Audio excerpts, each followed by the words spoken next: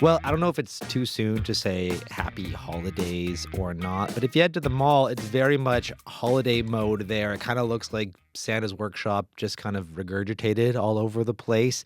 It's getting busy there. There's sales on, and it is holiday vibes everywhere. But that also means more crime.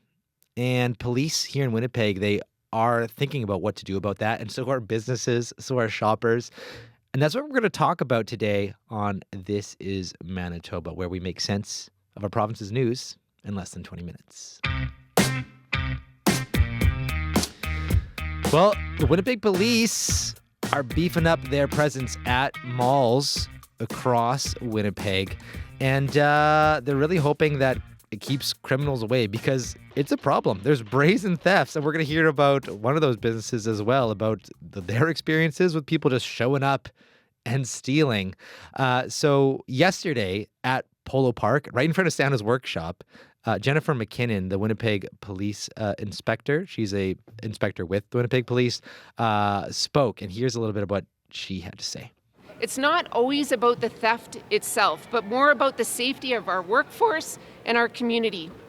We do not want the Grinch to steal our holiday shopping season. Our service remains committed to ensuring a safe and successful shopping experience. Crime Stoppers, so I guess what I'm going to go off script here and just lay it out. So what we're going to be doing and what you can expect to see is Crime Stoppers is continuing to partnership in regards to our holiday season retail theft most wanted list. These are going to be our offenders that are chronic. These are not our one-off shoplifters. These are chronic repeat offenders that have used violence when completing the act of theft. That list is going to be coming out if it hasn't already. Our Community Relations and Public Information Office is going to be crime safety and prevention tips through our social media. Just a little hint, I would suggest you tune in to Facebook and Instagram from our service on more information that's going to come to help you navigate the holiday season. Our Major Crimes Division, so this is going to be our property crimes officers along with our major crimes officers. We're going back to the three-pronged approach that we were doing through June until this time. So this is going to be a combination of focused enforcement on retail hubs throughout our city.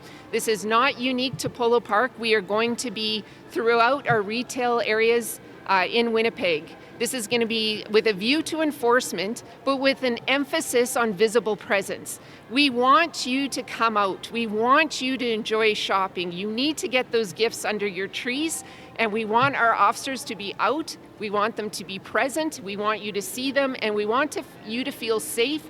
So that was Jennifer McKinnon, Winnipeg police inspector. And businesses as well are thinking, what do I do? Because there's an uptick in crime around this time of year, but also in general, lots of businesses are having experiences of just brazen theft. And that certainly is the case for Menchie Finlay. She's a co-owner of Cinnahollic on McPhillips. And she actually stopped using cash after a theft this May. And she joined Emily Brass on our show Information Radio to talk about her experience. What happened in May? So a couple of my staff was working on a Saturday in May, and a lady came in, just walked into our cash register and just took our register along with the money, and took off without and not in a hurry at all. Oh my goodness, that's just shocking. Taking the whole cash register, so bold. I mean, Yes. how did that feel when that happened? It felt frustrating for me, and my staff was very scared. They didn't know what to do. They left in the back there. They just took off and called me. After they called me, I called 911 and told them about the robbery. Yeah, and you told our producer that you felt like the theft wasn't spontaneous, that that person really planned it. What makes you feel that way? He walked in. She just looked around and took her opportunity. She knew where she's going. She just walked in behind a cash register and know where to go and what to grab. And yeah, so it seems like she was casing the place for a bit. That's very scary. Was it the first time something like that happened? No, not in that area. Since we've opened about 2 years ago, there's quite a number of times that we've been robbed with our tablet, our tip money. Someone actually broke in at one point and went into the store during after hours. And that last one in May was when the last resort, when that was the final they straw. were successful. The final straw. Yeah. I hear you. And so now you've gone cashless. How's that changed things? It hasn't really changed a lot. Whenever we let customers know that we're not taking cash anymore, they would either ask or just take out their card and without hesitation. So in terms of sales, I don't think I have seen a lot of I haven't lost a lot of customers in that case. Okay. And because I guess then the biggest impact is maybe you don't feel so vulnerable, no cash register sitting there. No, I actually feel a lot safer knowing that there's no cash in the store, even if there's, an individual that would walk in and, that I don't feel safe at all. It makes my staff feel safer as well. And since then, I haven't had any instances or incident. Wow. Well, that's a really big improvement. But I mean, what does it feel like that business owners have to deal with all these thefts and come up with solutions like going cashless? What do you think about that? Well, I mean, it really depends on, if it makes sense for them, go for it. There's also other places that they really need to have cash with them. So it really depends. They really have to figure that out if it makes sense with their business. Yeah. Well, thank you so much, Menchie, and good luck over the holiday season. I'm glad to hear it's not affecting your sales. Thank you. Hi, my name is Morella Aiello, and I'm from Winnipeg, and this is Manitoba.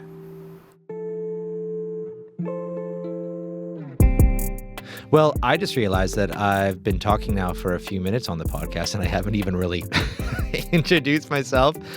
I'm not Marcy Marcusa, who usually hosts the podcast. I'm Corey Funk, and I do work with her here at CBC. And next up, actually, on the podcast, we're going to talk about a different Funk, no relation whatsoever, Mitch Funk. He is a singer, band leader, and you may have heard of a band Personality Crisis or Honest John. They're huge punk bands that made a huge impact on our province, on our city, on the music scene here, particularly in the late 70s and early 80s. And Mitch died earlier this week. And the community, the music community, really felt that impact. And if you actually want to hear a little bit of what his music sounded like, here's what it sounded like. I've been around many years, eternal of this mind. Who with the singing and man, ambitions for the world. When I'm the darkest of sacrifice, to my lifetime. Ow!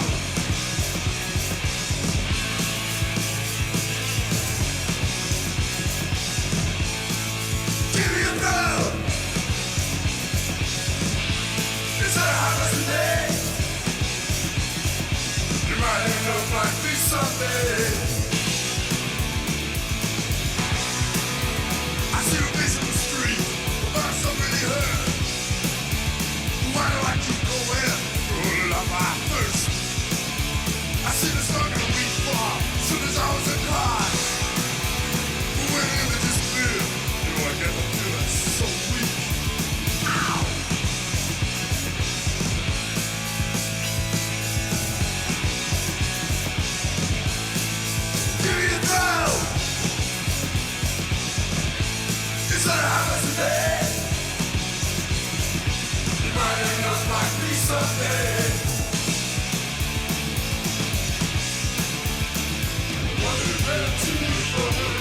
So that's Personality Crisis with the song Vampire's Dream. And that's Mitch Funk singing in there with that booming voice. He also had a booming stage presence as well. He was 6'3". So picture that. Bartley Kives, he's seen Mitch perform. He's also a journalist here at CBC, and he spoke with Emily Brass about Mitch's legacy. This was early 80s, a lot of this stuff when Mitch started playing. And, of course, because of that, some people listening might not be familiar with Mitch Funk. Who was he? Okay, so Mitch Funk, if you aren't familiar, this isn't one of those like in-jokes you're not let in on, because in the late 1970s and the early 80s, punk rock was still very much a subcultural phenomenon. People didn't encounter it. You might have seen at the time movie or TV exaggerated references to what punk rock was like. And Mitch played in a band called The Kill, and then that became Personality Crisis. And this was a band that did not buy into the sort of silly, exaggerated, like a UK postcard stereotype of a punk rocker with a ridiculous haircut that was exaggerated.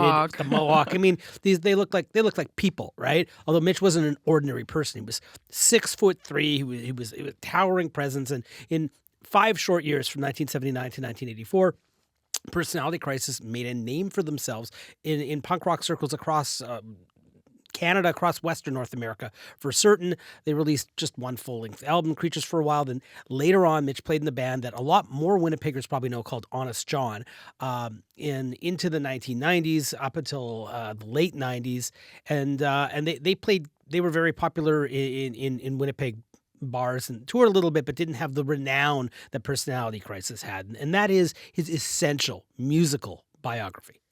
Okay, and you spoke with his brother, Aaron Funk. How does he remember Mitch? So it's interesting. Aaron is a younger brother by about 15 years, and Aaron is a musician of note, particularly outside Winnipeg. In his own right, he records under the name Venetian Snares and plays broken beat, a very, very hard, abrasive kind of electronic music. And, I spoke to Aaron yesterday, and I asked him about his brother, and he said his brother's a nice guy. This is what Aaron had to say. Yeah, he was real cool to me. Like he'd always try and show me new things, like we'd go to he'd be like, hey, what tape do you like? And I'd be like, some silly thing I saw on TV, like Cyndi Lauper or something. Like when I was a kid, I really liked that song, Girls Just Want to Have Fun. That was hype. But, then he'd be like, okay, well, I'll get you that, but I'll also get you this Husker Du tape, And yeah, the stuff that stuck with me more was definitely the stuff he turned me on to. And for those of you who don't know, Husker Du was a Minneapolis band that had this enormous wall of sound that became like a staple of alternative rock a decade later when everybody else copied that sound. A good counterbalance to Cyndi Lauper. Quite. So what did Mitch Funk contribute to Winnipeg's music scene? Well, he kind of put Winnipeg on the map in the punk rock scene, Personality Crisis did, but also there was this business of paving the way for a touring circuit, going on tour. A couple of people mentioned that them and a Vancouver band called DOA, which is probably better known in Canada, set up these arrangements where they found the venues and the talent buyers willing to book them and kind of pioneered this circuit that was very, very different from the bar band or the touring rock circuit at the time.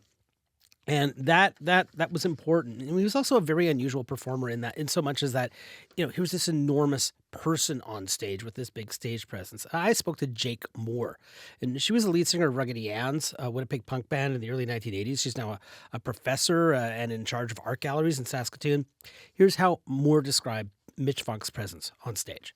Mitch Funk was a true original, and there's never been one like him or will be again. His appearance alone was something that would confound people, whether on the street, but on the stage he was nothing short of electric. He was one of those performers that you couldn't not look at. And this large man that had more than a passing reference to Frankenstein as evoked in the movies, really could, like, his vertical was out of hand, his command of the microphone. So yeah, Mitch, I mean, I saw Honest John. I never saw Personality Crisis. I was 14 when they played their last show. But yeah, Honest John was a fun band to watch. And so Mitch also influenced other musicians. How did he do that? Well, again, the band, they paved the way. There was a lot of people that would find that Personality Crisis album later on, and a lot of young people my age who were going to those shows when they were 14. I mean, they saw this and I spoke to, there were a number of social media tributes pouring out yesterday, including from the band Propaganda. I spoke to a guy named Jason Tate, and he's a producer and a multi-instrumentalist. He's probably best known as a drummer for the former band The Weaker Thans. And the first punk rock show that Jason ever saw turned out to be the last show ever for Personality Crisis at Pantages Playhouse in 1984. Tate said he'd never been to a punk rock show before, and he had never seen anything like Mitch Funk. It was just such a bizarre experience for a musical event.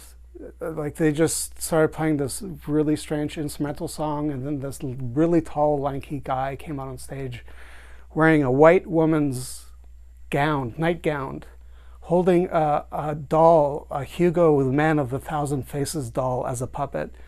And he just proceeded to play with his doll on stage before he touched the microphone at all for about a minute and a half. And it was just bizarre. And then they just kind of went into the most intense live music I've ever heard in my life. That sounds incredible. There's always been that kind of real performance art aspect of punk. Yeah, definitely. And again, you got to think of this. This is well before bands were copying bands. This is well before,